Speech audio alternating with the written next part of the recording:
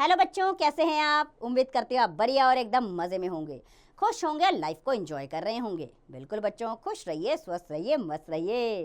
भाई ज़िंदगी ऐसे ही जी जाती है, खुश रहकर, क्योंकि इससे हमारा शारीरिक और मानसिक विकास बेहतर तरीके से होता है। तो चलिए रहते हैं खुश और पढ़ते हैं अध्याय अपना। हम पढ़ने वाले हैं वचन के बारे में, यानी कि नंबर। देखिए, व्याकरण में जो होता है ना, संख्या का बोध कराने वाले शब्द वचन कहलाते हैं। क्या कहलाते हैं? वचन। तो चलिए, सामने चित्र दिए गए हैं। अब इन चित्रों को देखकर इसके नीचे वाक्य पढ़ लेते हैं। पहले चित्र में चिड़िया उड़ रही है और दूसरे में चिड़ियाँ उड़ रही हैं, है ना। पहले में मेज पर पुस्तक रखी है और दूसरे पर पुस्तकें मेज पर रखी हैं। याद रखिएगा। तो ये जो वाक्य हैं जो आए हैं अभी हमने पढ़े हैं, इसमें चिड़िया और पुस्तक से उसकी एक संख्या, जबकि चिड़िया और पुस्तकें से अधिक संख्या का बोध हो रहा है। व्याकरण में इसी संख्या को वचन कहते हैं, अर्थात शब्द का जो रूप संज्ञा की संख्या का बोध कराता है उसे वचन कहते हैं। अब होते हैं वचन के दो भेद, यानी काइंड्स ऑफ नंबर टू होते हैं। एक वचन, बहुवचन। क्या है एक वचन? Singular number. अर्थात जो शब्द रूप एक प्राणी या वस्तु का बोध कराता है वह एक वचन में होता है। जैसे लकड़ी, नती, गेंद, इससे एक वचन का बोध हो रहा है। अब दूसरा आ जाता है बहुवचन, यानी कि प्लूरल नंबर। अर्थात जो शब्द रूप एक से अधिक प्राणियों अथवा वस्तुओं का बोध कराता है वह बहुवचन में होता है। जैसे लड़कियां, नदियां, चूहे आदि, ये सब बहुवचन में है। अब देखिए, एक वचन से बहुवचन बनाने के कुछ नियम होते हैं, वो जानना ज़रूरी है। ठीक है। जैसे कि शब्दों को एक वचन से बहुवचन में बनाने के कई नियम हैं, कई प्रकार से बनाए जा सकते हैं। जैसे कि पहला है, पुल्लिंग शब्द के अंतिम आ के स्थान पर ए की मात्रा लगा देते हैं। जैसे लड़का का लड़के, केला का केले, बेटा का बेटे, पंखा का पंखे। दूसरा नियम है, स्त्रीलिंग शब्दों के अ के स्थान पर ऐ की मात्रा लगा देते हैं। ऐ, ये वाला चंद्र बिंदु। ठीक है। और याद रखिएगा, जब भी मात्रा इस प्रकार आती है, चंद्र बिंदु नहीं आता, बिंदु आता है सिर्फ। ठीक है। जैसे कि गाय गायें, पुस्तक पुस्तकें, बात बातें, रात रातें। अगला नियम है, स्त्रीलिंग शब्दों के अंतिम आ की मात्रा के आगे ऐ जोड़ देते हैं। जैसे बाला बालाएं, माता माताएं, सभा सभाएं, कन्या कन्याएं। अगला नियम, स्त्रीलिंग शब्दों के अंतिम इ की मात्रा के आगे या लगा देते हैं। जैसे रीति रीतियां, विधि विधियां, तिथि तिथियां, मणि मणि। हाँ, तो अगला नियम है बच्चों इसमें कि स्त्रीलिंग शब्दों के अंत में बड़ी ई को छोटी ई करके या अंत में या जोड़कर बहुवचन बना देते हैं। जैसे कि दासी दासियां, लकड़ी लकड़ियां, स्त्री स्त्रियां, तितली तितलियां। अब देखिए, कुछ शब्द सदैव एक वचन व बहुवचन में रहते हैं। जैसे कि कुछ शब्द सदैव जो होते हैं एक वचन में प्रयुक्त होते हैं। जैसे दूध, पानी, तेल, वर्षा, ये शब्द हमेशा एक वचन में होते हैं।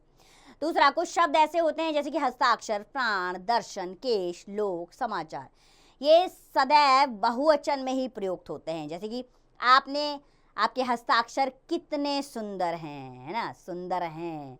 तो हैं यानी कि बिंदु के साथ आया, तो हस्ताक्षर शब्द क्या है? बहुवचन। डर के मारे उसके प्राण निकल गए, तो प्राण शब्द निकल गए, बहुवचन, तो प्राण शब्द आया बहुवचन में। अब बच्चों, वाक्यों में बहुवचन का प्रयोग किस प्रकार होता है वो जान लेते हैं। जैसे कि पहला है कि आदर भाव प्रकट करने के लिए बहुवचन का प्रयोग किया जाता है। चाहे हमारे सामने एक ही इंसान है लेकिन हमसे बड़ा है, उसके रिस्पेक्ट के लिए हम बहुवचन का प्रयोग करते हैं। जैसे कि पिताजी पत्र लिख रहे हैं, ये मेरी माता जी है, तो उनके लिए हम हमेशा बहुवचन का प्रयोग करेंगे। दूसरा, बहुवचन का प्रयोग करते समय संज्ञा और क्रिया दोनों का रूप बदलता है। जैसे कि एक वचन में है लड़का भाग रहा है, तो बहुवचन में लड़के भाग रहे हैं, क्रिया भी बदल जाएगी। रहा है का रहा है, रहे हैं हो जाएगा। बकरी चर रही है, बकरियां चर रही है, क्रिया भी बदल गई। आगे है बच्चों कि कभी कभी बहुवचन में संज्ञा का रूप अपरिवर्तित रहता है, यानी कि नहीं बदलता। जैसे कि शेर दहाड़ रहा है, शेर दहाड़ रहे हैं, क्रिया तो बदली लेकिन संज्ञा शब्द वही है, शेर का शेर। ये भी होता है कई बार। तो चलिए, अब जानने की बारी है कि अब तक हमने इस अध्याय में क्या सीख लिया। तो हमने जाना बच्चों, संख्या का बोध कराने वाले शब्द वचन कहलाते हैं। वचन दो प्रकार के होते हैं, एक वचन और बहुवचन। शब्द के जिस रूप से व्यक्ति, प्राणी, वस्तु की संख्या में एक होने का बोध होता है उसे एकवचन कहते हैं, और शब्द के जिस रूप से व्यक्ति, प्राणी, वस्तु की एक से अधिक संख्या का बोध हो उसे बहुवचन कहते हैं। बड़ों तथा सम्मानित व्यक्तियों के लिए एकवचन की जगह बहुवचन का प्रयोग करते हैं। तो इस प्रकार अध्याय समाप्त हुआ। अब बारी है अभ्यास प्रश्नों की ओर। खंड ख के पहले प्रश्न पर आते हैं। सही विकल्प पर सही का निशान लगाइए। पहला वाक्य, शब्द बहुवचन को दर्शाता है। कौन सा? कमरा, सभाएं, लता। तो सभाएं शब्द जो है वो बहुवचन को दर्शाता है। इसी प्रकार बाकी के प्रश्न करेंगे, सही विकल्प पर सही का निशान लगाएंगे। हम दूसरे प्रश्न पर आते हैं। बताइए, यानी कि मौखिक उत्तर दीजिए इसमें। पहला प्रश्न, संख्या का बोध कौन कराते हैं और कैसे? संख्या का बोध वचन कराते हैं। जैसे कि शब्दों के द्वारा हमें एक वचन और बहुवचन का पता चलता है। जैसे पुस्तक एक वचन है और पुस्तकें बहुवचन है। इस प्रकार बाकी के दोनों प्रश्नों के उत्तर भी मौखिक रूप से इसी प्रकार देंगे। हम खंड ख के पहले प्रश्न पर आ जाते हैं। उपयुक्त शब्द की सहायता से रिक्त स्थानों की पूर्ति कीजिए। डैश दौड़ रहा है, घोड़े की घोड़ा रहा है, यानी कि एक वचन है, घोड़ा दौड़ रहा है। तो यहाँ आपने घोड़ा पर टिक लगा के वहाँ रिक्त स्थान में भर देना है। अब इसी प्रकार बाकी के भी प्रश्न आप ऐसे ही करेंगे।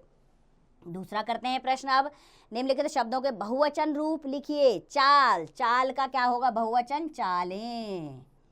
ठीक है, तो बाकी के शब्दों को भी इसी प्रकार बहुवचन में बदलिएगा आप स्वयं। हम तीसरे प्रश्न पर आते हैं। रंगीन छपे शब्दों के वचन बदलकर वाक्य पुनः लिखिए। मछली तैरती है, अब बहुवचन लिखिए, मछलियाँ तैरती हैं। ठीक है, अब इसी प्रकार बाकी के भी प्रश्न कीजिए। हम चौथे प्रश्न पर आ जाते हैं। सही मिलान कीजिए। गाय का मिलान, उसका बहुवचन का है गायें, ये लीजिए हो गया। अब इसी प्रकार बाकी के शब्द भी उनके सही शब्दों से मिलाइएगा। हम पांचवें प्रश्न पर आते हैं। वचन लिखिए, शब्दों के वचन लिखिए। अब चिड़िया एक वचन में है, बहुवचन। भाई चंद्र बिंदु होता तो ये बहुवचन हो जाता, नहीं है तो एक वचन हो जाएगा। लीजिए यहाँ पर लिख दीजिए, एक वचन हो गया, ये पूर्ण। इसी प्रकार बाकी के भी शब्दों के भी वचन लिखिएगा। हम छठे प्रश्न पर आते हैं। अब आ गया लिखने का समय। यहाँ पर लिखित में उत्तर देना है। पहला प्रश्न, वचन की परिभाषा लिखिए। तो संज्ञा के वे शब्द जो एक संख्या में एक या ज्यादा होने का बोध कराते हैं वचन कहलाते हैं। इसी प्रकार बाकी के दोनों प्रश्नों के उत्तर भी आप इसी प्रकार लिखित रूप से दीजिएगा। मुझे पूरी उम्मीद है अध्याय आपको अच्छे से समझ में आ गया होगा। अभ्यास जारी रखना जरूरी है। तो चलिए, खुश रहिए, स्वस्थ रहिए, मस्त रहिए और अभ्यास कार्य करते रहिए।